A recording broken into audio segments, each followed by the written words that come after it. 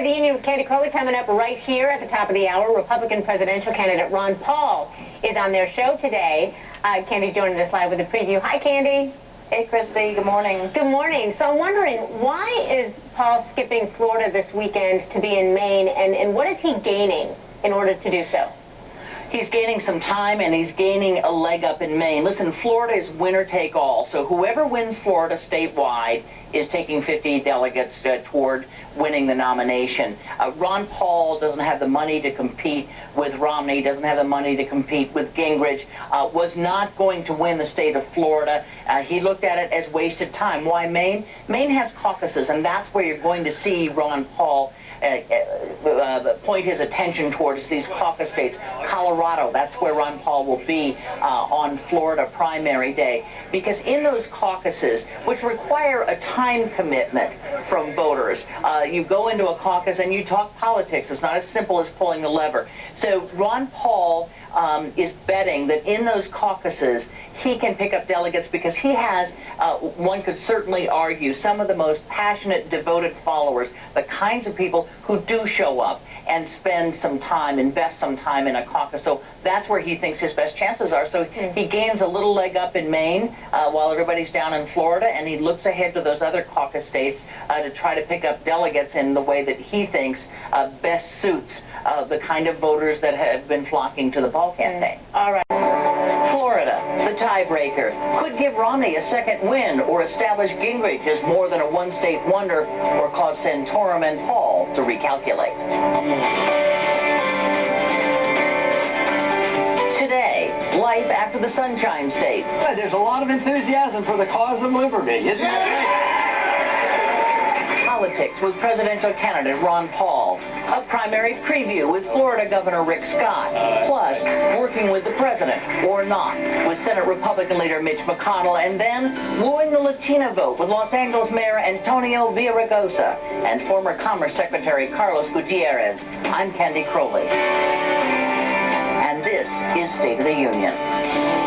There are more delegates at stake in Florida than any of the previous contests, so major momentum will come out of this winner-take-all state. Naturally, Ron Paul, a road less traveled kind of guy, spent the week in Maine. Hey, what am I doing in Maine? Well, I'm not in Florida. I came to get delegates. That's what we're doing here. Truth is, Ron Paul doesn't need to be in Florida to have a presence. Then we have Speaker Gingrich. Well, that is certainly an important issue, and you can hear it from the Ron Paulites who are here cheering tonight. And that's the intrigue of the Paul campaign, maximum commitment by voters in the face of minimal chances. His support now is too small to be a threat to Romney or Gingrich in the short run, but large enough to be a factor in the long run.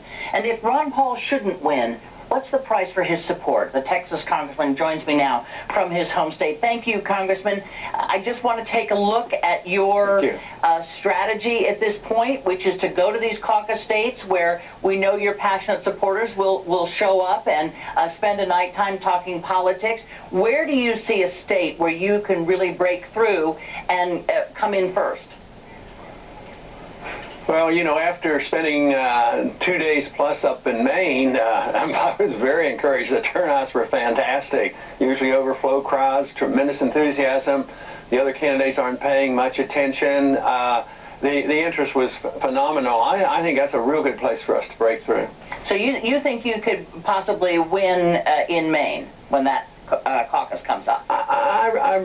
Yeah, I really do. We did pretty well 3 years ago, and we weren't nearly as well organized. And Romney's been popular up there, but less so right now. So I would say that we have a very good chance. We're going to have an excellent showing. And I don't know how many candidates really like to say, I am going to be in first place. Most of us don't do that. I guess some do it, but I don't think that's very healthy. But I do really believe we're going to do quite well there and a very good chance of winning. This is not just a road less traveled. This is also a rough road for you on the way to the nomination. So difficult to put together enough delegates to actually win the nomination when your concentration is on just the caucus states. If it becomes apparent at some time along the road before the June end to the primary season that you can't get enough delegates to win, do you see yourself dropping out, or do you see yourself going all the way to the convention?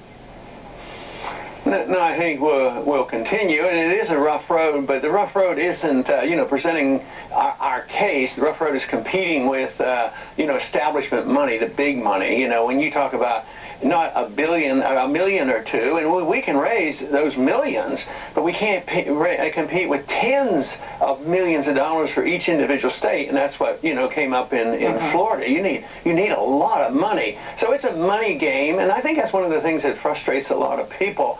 But no, we're going to stay in and see what comes of it, and who knows what will come of the other two candidates. There's been lots of ups and downs, so maybe there will be some downs, and we might be able to pick up the pieces. You surely there is always that. This has been a surprising primary season already. If you get to the convention and you intend to go there, as I understand from your answer, and if you have a large chunk of delegates, which is quite likely, what do you want in exchange for your support?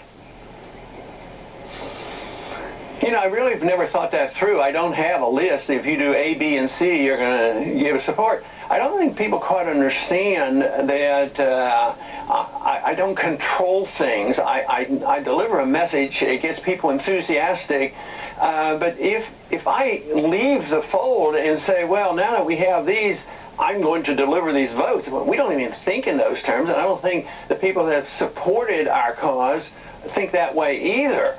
But, I don't know how to pan out and what the discussion would be. I'm sure, if we have the delegates, which would be on the margin, somebody's going to be talking to us, and I have no idea how that conversation would go. So without speaking for your supporters, speaking only for yourself, if you look at your three rivals now, could you endorse all of them? Can you see your way clear at where they stand at the moment on these issues? Could they get a Ron Paul endorsement? Well, it would be difficult, but they're not fixed on their beliefs. They vary, and, they have their ear to the political noise that they hear. And, and I kidded the other night, in the debate, Newt is, coming around on the monetary issues and really, playing up and trying to appeal to us to believe that money should... Do you think he's doing that to appeal to your supporters, or do you think he's doing that because he believes it? I think... I don't know what's in his heart or his mind, but I think the politics of all of it reflects the fact, even if he believed it and thought it was still a crazy idea to quit printing money when you need it, he wouldn't say it. But evidently, he probably has a belief that it does make sense, and there's a political bloc out there. So, and then I kidded. I said, well, I got you coming on the right way on money. Maybe I can get you to come that way on the foreign policy and not want to fight so many wars that are undeclared. And, of course, he chuckled a little bit, too. Let me ask you, Herman Cain, who, dropped out of the race but had a Tea Party following of some measure, at least early on, has endorsed Newt Gingrich. How significant do you think that is?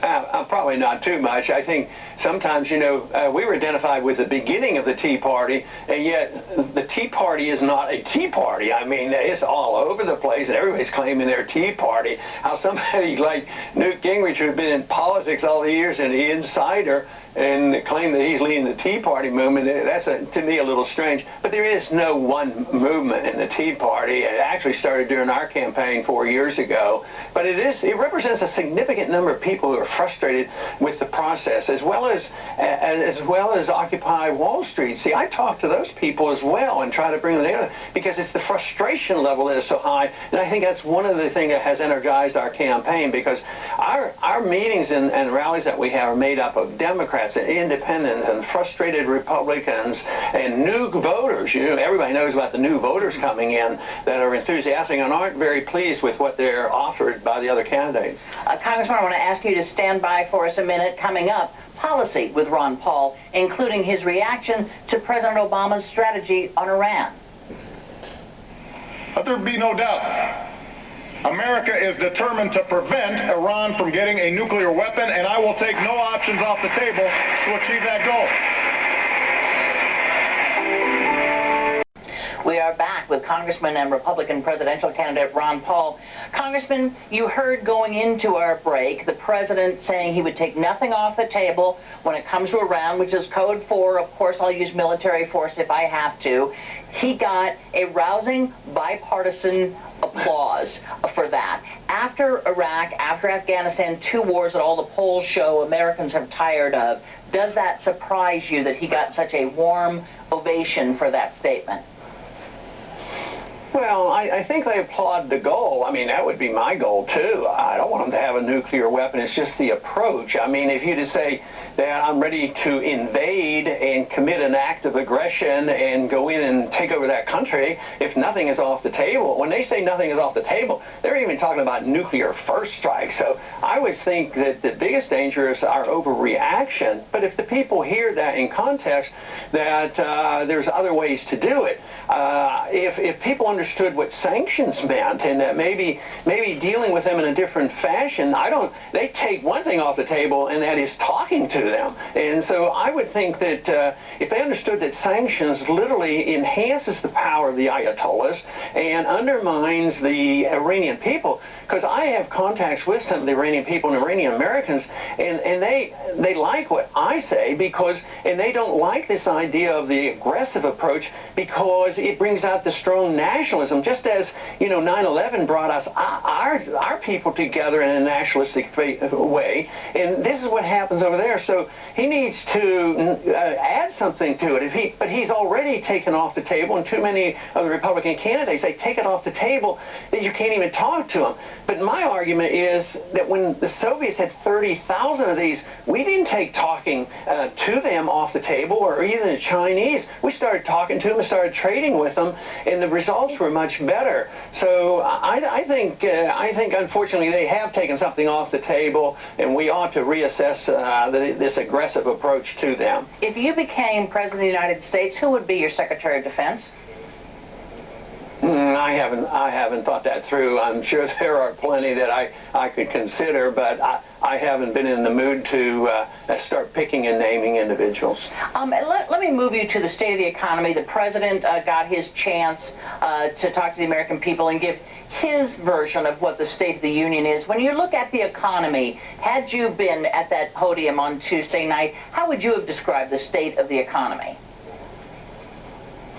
Well, I think the state of the economy of the world, because I think we're all involved in this worldwide because it's a dollar reserve standard that created this worldwide financial crisis. We're on a precipice. We're in a crisis, and we have to understand how it came about. You have to understand monetary policy. You have to understand that you can't have excessive debt. You can't run up a debt.